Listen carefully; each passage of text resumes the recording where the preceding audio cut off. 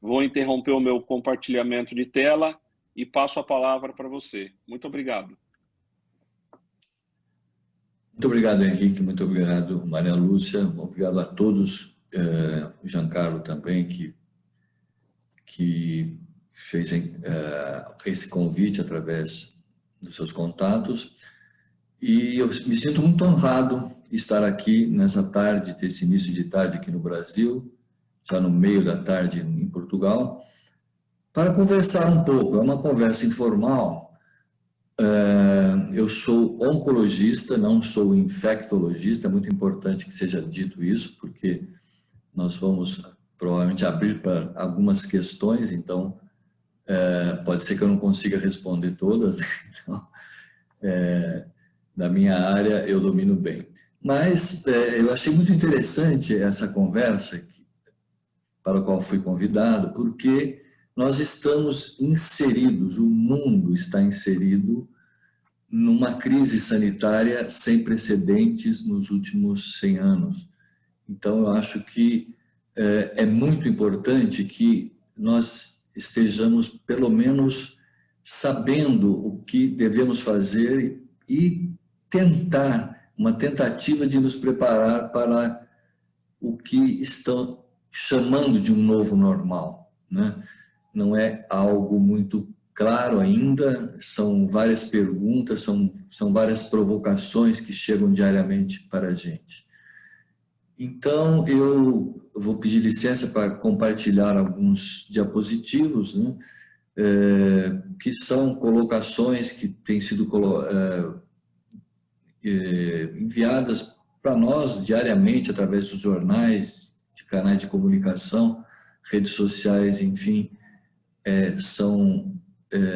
nós somos inundados por informações todos os dias. Então, eu vou concentrar algumas coisas que podem gerar alguma discussão, uma conversa com vocês. Não vou procurar não me alongar muito e vou compartilhar, então, algumas informações, algumas imagens que podem nos ajudar a pensar esse novo normal e alguma coisa relacionada à minha especialidade também.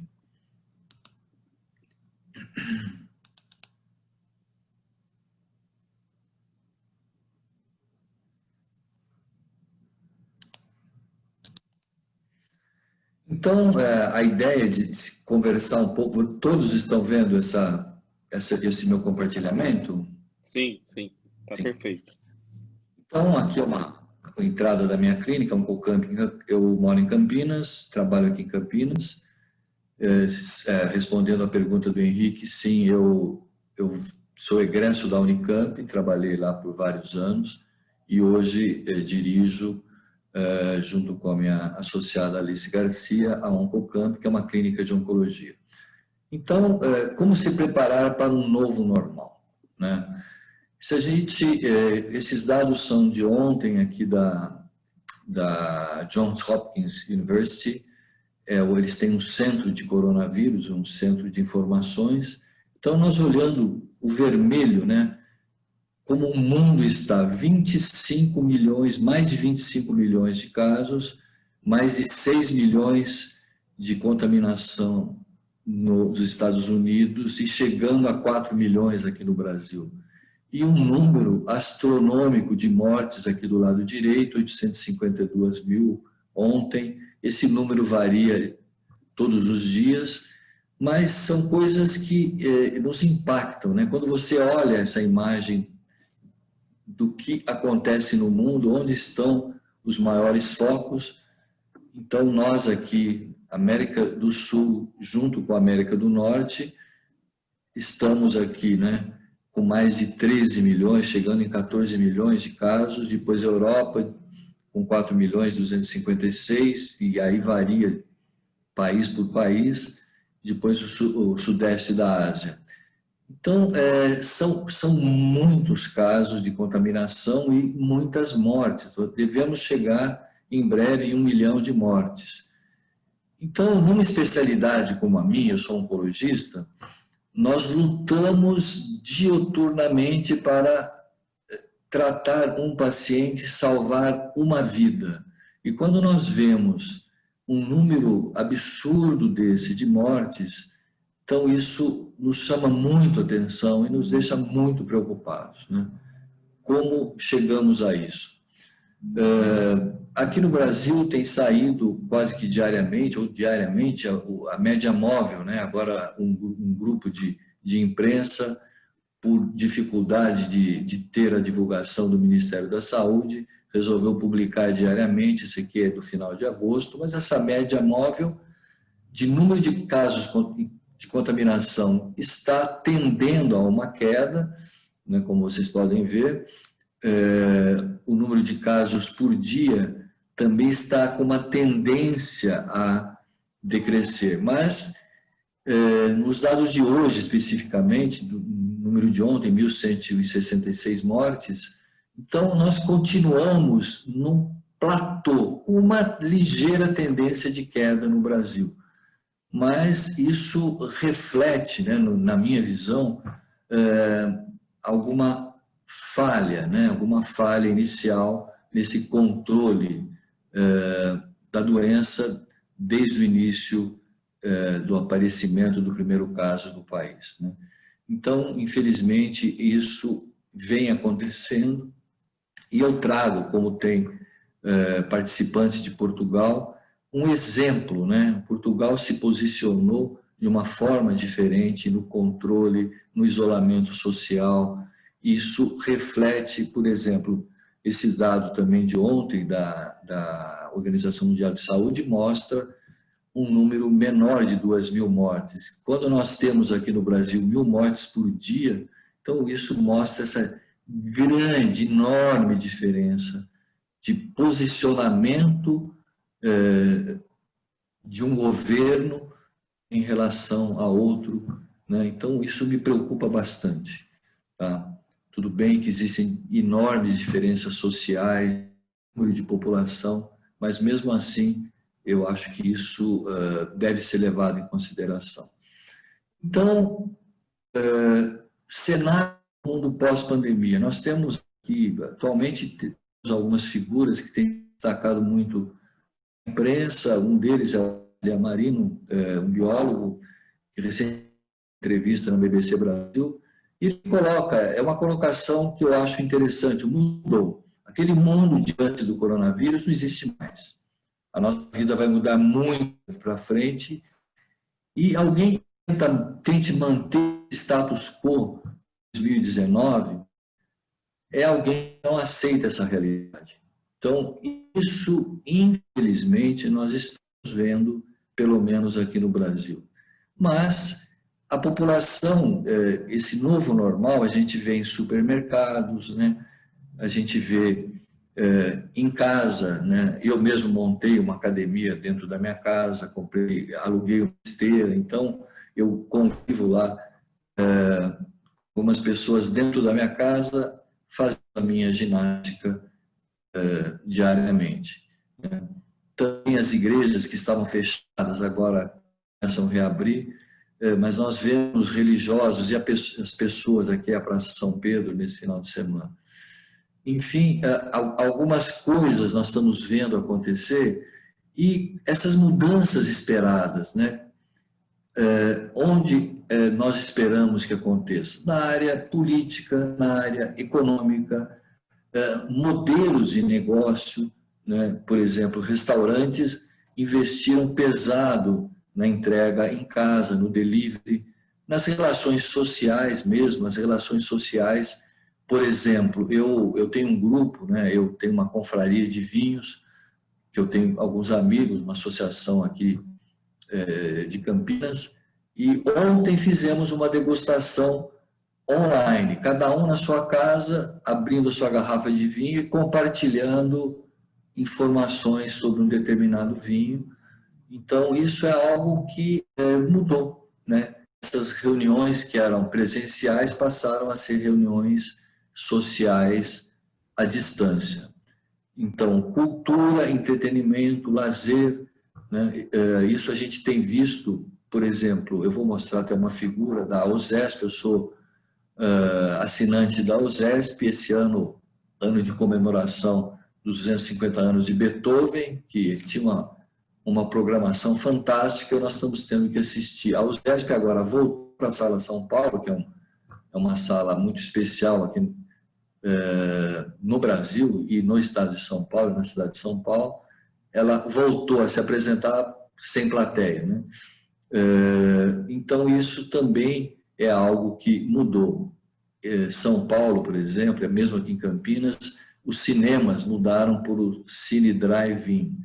Você vai com seu carro e assiste o seu filme. Então, tudo isso mudou. A gastronomia, os restaurantes, alguns estão já presenciais, reabriram, com alguns cuidados, alguns sem cuidado. Então, isso é algo que eu também gostaria de conversar com vocês.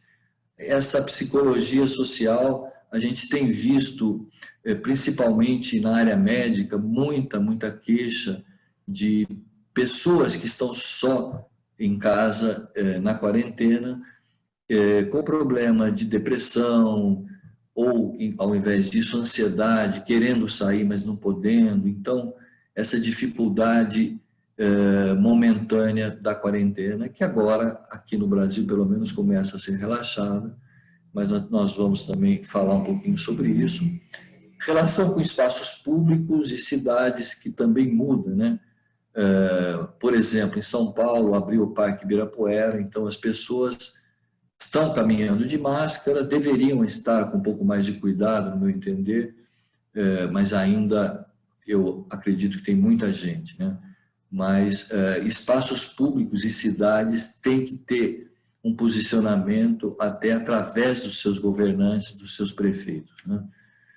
E eu acho que uma coisa que a gente deve lembrar, teve uma declaração recente do Tedros Adhanom, que é o dirigente da OMS atual, dizendo que os efeitos dessa pandemia, eles não são imediatos, eles vão, pelo menos 2 anos nós vamos ter esses efeitos no mundo, né? Não dá para negar isso.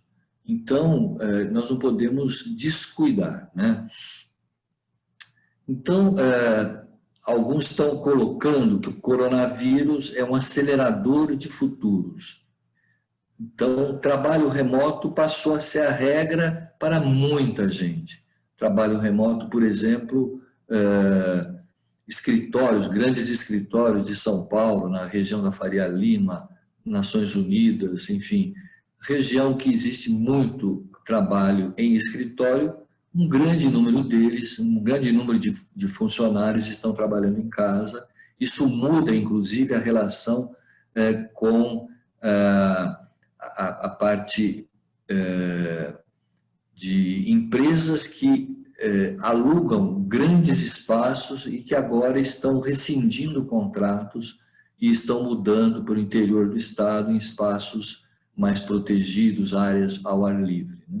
Educação à distância, nós estamos diretamente vendo isso, né?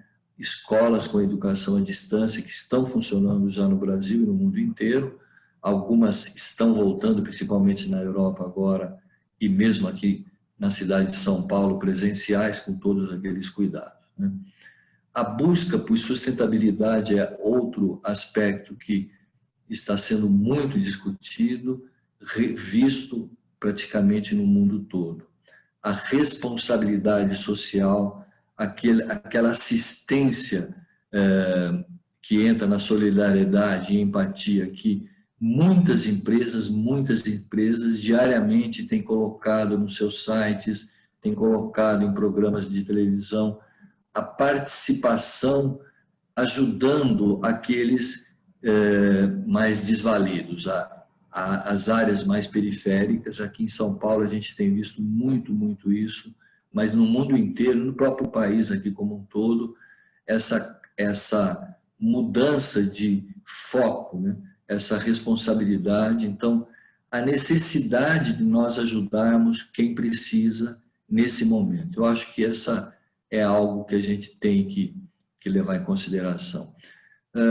Eu gosto muito de ler alguns jornais nacionais e internacionais, e recentemente o El País, que tem uma edição aqui brasileira, colocou como o coronavírus vai mudar nossas vidas, 10 tendências para o mundo pós-moderno. Então, eu vou rapidamente, não quero me estender muito, colocar para vocês essas tendências que eles colocaram nessa matéria do El País. Revisão de crenças e valores. Eu acho que é algo que é importante que a gente tenha que mudar um pouquinho, né?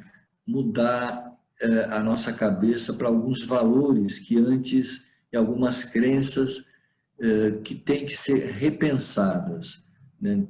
Então, acho que essa segunda, mais é menos, valores, por exemplo, eu vou comprar um carro novo. Por que eu vou comprar um carro novo? Então, não vale a pena. Então, o consumismo vai se alterar. Quando eu abro em casa o meu guarda-roupa e vejo lá um monte de camisa, calça, sapatos, será que eu preciso comprar mais alguma coisa? Será que é necessário? Tudo bem que isso pode impactar no comércio, sem dúvida, mas eu acho que nós devemos ter essa visão de mudar o consumismo, ele tem que ser revisto, na minha opinião, e isso coincide com essa matéria do El País, né? Reconfiguração dos espaços no comércio, que é algo que já está sendo feito, né? Também, hoje, se compra, além do espaço físico, as compras passaram a ser maciçamente feitas pela internet. Então, eu faço compras, recebo meu livro, recebo meu vinho, eu recebo livros, eu recebo uma série de coisas em casa.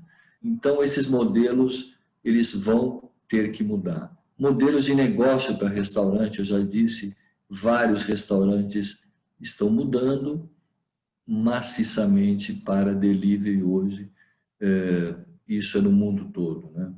Experiências culturais imersivas, a gente tem visto já algumas coisas acontecendo, tem recentemente em Amsterdã, mostra um dos museus lá, o Rijksmuseum, fazendo uma imersão tem até uma foto para mostrar isso, num lar, num espaço para idosos, então levando a arte para as pessoas que não podem comparecer nesses espaços, né? Trabalho remoto, que eu já mencionei. Uma outra tendência, morar perto do trabalho. Eu não quero me expor, eu não quero pegar uma condução, um transporte público, quer seja ônibus, metrô. Então, eu quero morar perto do meu trabalho para eu poder ir a pé, para eu poder ir de bicicleta, enfim, é algo que está chegando para nós. Esse shop streaming, que é um termo, um neologismo aí, de se comprar mais, de entrar em Instagram, entrar em redes sociais para se fazer compras. Isso está acontecendo nesse momento e é uma tendência para esse chamado novo normal. Busca de novos conhecimentos. Então, muita gente fazendo cursos, né? Nesse tempo que eu fico 4, 5 meses em casa, eu quero aprender uma língua. Eu, por exemplo, estou fazendo italiano por Skype. Então, é um curso de italiano que eu fazia presencialmente, agora eu faço através de Skype. A minha mulher estuda castanhola, por exemplo, com uma professora em Barcelona. Então, ela começou a fazer esse curso e tem aulas semanais. Então, é uma tendência isso. Então, é fácil hoje, eu estou aqui, faço um curso com alguém nos Estados Unidos, e eu sou oncologista, membro da ASCO, como o Henrique apresentou. A ASCO é uma associação de oncologistas do mundo inteiro, que tem mais de 40 mil associados, e todo mês de final de maio, começo de junho, a gente se encontra em Chicago todo ano. Este ano foi uma reunião virtual com mais de 40 mil participantes. Então, nós continuamos participando. A ESMO agora, a europeia, vai acontecer no final desse mês, também vou participar, também será online, né? É uma associação um pouco menor, mas ainda bastante, tem mais de 10 mil associados. E isso entra no item aqui, educação à distância. Então, são essas tendências que estão acontecendo no mundo inteiro e que a gente tem que ter esses cuidados. Por exemplo, aqui é um cuidado de se limpar adequadamente o transporte público. São imagens que eu selecionei só para exemplificar, né? O home office, o trabalho em casa, esse espaço de restaurantes onde se obedece um distanciamento entre as pessoas e com uma divisória entre mesas. Isso eu gostaria que estivesse acontecendo mais, não está, pelo menos aqui no Brasil, em muitos lugares. Essa educação à distância, né? Aqui um garoto que está lá em Recife, estudando no celular à distância. Então, isso vale para toda a população, qualquer que seja o nível de renda, né? Isso é aquele exemplo que eu falei do Rijksmuseum de Amsterdã, levando, então, a ronda noturna para casas de repouso, que é o quadro provavelmente mais famoso que tem lá nesse museu. Então, aqui, esse final de semana, a OSESP apresentou, dentro do programa de trazer Beethoven, uma apresentação, maestro e vários músicos de máscara, aqueles de instrumento de sopro, com divisórias de acrílico, porque não pode usar máscara, né? Então, são essas mudanças. Agora, volta às aulas aqui em São Paulo, aí na Europa. Então, tem que ter todo esse cuidado, né? Crianças com máscara, professores com máscara, esse distanciamento, os alunos bem separados um dos outros. Então, isso é esse normal, isso não é normal, isso é anormal. Então, mas é o chamado novo normal. Na nossa especialidade aqui, oncologia, qual é o impacto, né, que o vírus tem no nosso trabalho direto, né? Então, a nossa Sociedade Brasileira de Oncologia Clínica elencou algumas determinações, orientações para usar máscara, a higienização, evitar o contato físico direto. Quando chegar, se a sala de espera, que tem toda a proteção, todo o distanciamento, as máscaras, o álcool gel, mas se ela tiver com mais de 10 pessoas, aguardar para depois entrar. Vir apenas, se a pessoa não pode, tem que vir com acompanhante, vir apenas com um acompanhante. Enfim, são regras, porque esses tratamentos, alguns tratamentos não podem parar. Então, se nós atendemos um paciente, quer seja por telemedicina, que a gente tem feito isso, ou aqui presencialmente, se o paciente vem com um diagnóstico recente, precisa fazer uma mastectomia, retirada da mama, precisa fazer uma cirurgia num câncer de pulmão, tirar uma lesão pulmonar através da cirurgia, ou de um câncer de intestino ou do estômago. Então, esses casos, com todos os cuidados, estão sendo levados aos hospitais e estão recebendo os tratamentos. Ok? Bom, falando um pouquinho sobre vacina, estou preocupado com o horário, a situação atual das vacinas para o coronavírus, né? Vacinas, normalmente, nós temos o pessoal da biologia que pode poder falar melhor do que eu sobre isso, gostaria muito que eles falassem, mas as vacinas levam muito tempo para ser desenvolvidas e testadas antes de chegar ao uso clínico, né? Tem vacina 4, 10 anos, 12 anos para se desenvolver uma vacina. E agora nós estamos na corrida para a vacina, uma corrida para uma vacina segura e efetiva para o coronavírus, né? Que é esperada, segundo todos dizem, para o início do próximo ano. Uma vacina, então, passa por 3 fases até se chegar ao uso na população. Fase 1, 2 e 3, a fase pré-clínica e a fase clínica. Então, nós temos 9 vacinas hoje sendo testadas na fase 3, 2 delas, uma russa e uma chinesa, que todo mundo sabe, Sputnik V, né, que a Rússia lançou aí, que foram aprovadas inicialmente pelos governos dos seus países, mas agora houve um recuo aí. E, então, vale a pena conversar um pouco sobre isso. O processo de testagem, ela tem a fase de pré-clínica, testada em animais, depois tem as fases de segurança, fase 1, depois a fase 2 de acesso expandido, né, dos trials, dos ensaios expandidos, depois as fases de eficácia, que são a fase realmente que nos interessa mais, que são as fases 3, a fase que está sendo já testada em pacientes, em um grande número de pacientes, e nós temos alguns exemplos dessas vacinas em fase 3, né, que estão sendo testadas, inclusive a vacina da Oxford, testada na Escola Paulista de Medicina, né, temos a Sinovac, a Coronavac, testada aqui na Unicamp, no Butantan, a da Pfizer e da BioNTech, que é uma empresa germânica alemã, também testada aqui, inicialmente aqui no Brasil. E nos Estados Unidos, a vacina que eles estão investindo mais é a Moderna, junto com o NIH. Então, são vários tipos de vacina, e a expectativa dessas vacinas, eu vou só mencionar aqui, que já foi aprovada na União Soviética, na Rússia, ex-União Soviética, e que entrou já numa fase de testagem mais avançada, foi lançada, né, como eu disse, Sputnik 5, mas agora houve um recuo. E a CanSino Bio, que é a chinesa, que já está sendo testada na Academia Militar Médica lá na China, e, como eles dizem, mas não tem comprovação, não tem publicações, nessas grandes publicações que nós lemos aqui, científicas de grande impacto.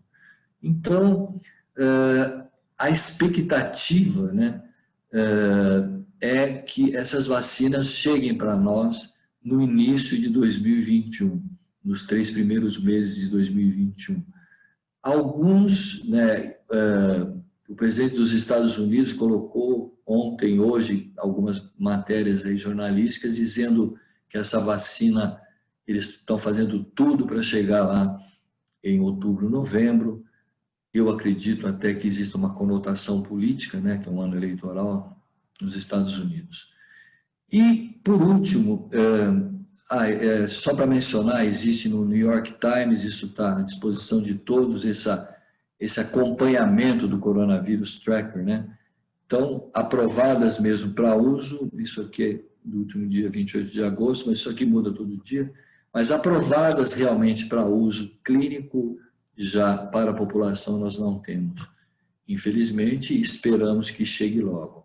E eu gostaria de colocar só alguma coisa, porque eu tenho visto, eu saio para caminhar todos os dias, eu faço um pouco de exercício em casa, eu moro numa região que é muito tranquila, então eu encontro muito pouca gente, mas eu vejo que de 10 pessoas que eu encontro caminhando, 8 estão sem máscara, né? Existe,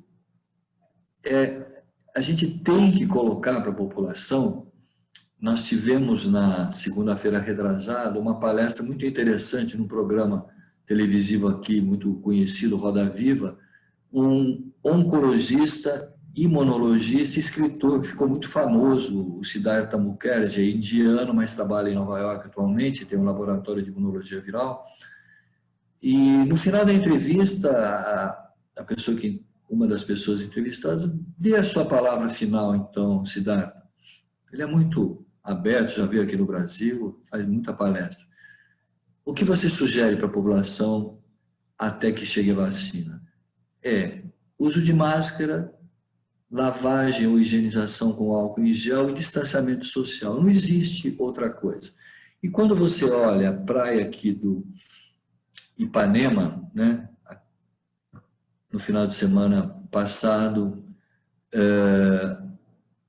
pessoas aqui é Málaga, né, sem máscara, o guarda chegando para passar com a máscara. Aqui você já vê, está abrindo agora a Bienal de Cinema de Veneza, o pessoal já chegando de máscara.